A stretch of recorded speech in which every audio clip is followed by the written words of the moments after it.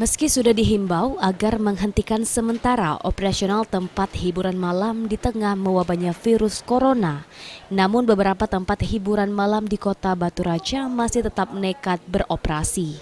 Padahal surat himbauan telah lama diberikan.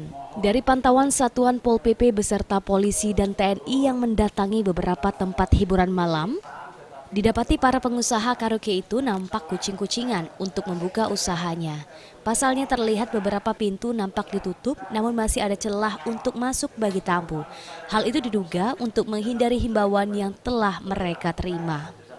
Razia gabungan itu sendiri diduga bocor, pasalnya banyak usaha karaoke menutup saat malam itu saja. Kasat Pol PP Oku Agus Salim tak menapik itu, namun dirinya memastikan jika ke depan masih ada tempat hiburan membuka usahanya, maka pihaknya akan mencabut izin usahanya.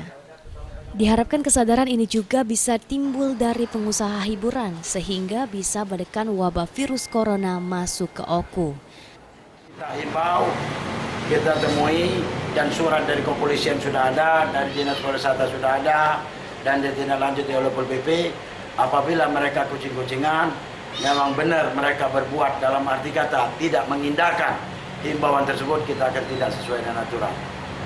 Kita akan cabut izinnya dan barangkali karena ini kasusnya sifatnya nasional, barangkali ada aturan lagi untuk menindak dia lebih tegas lagi. Bukan soal izin. Sebab ini masalah menyangkut nyawa. Itu. Ari Pranika, PAL TV.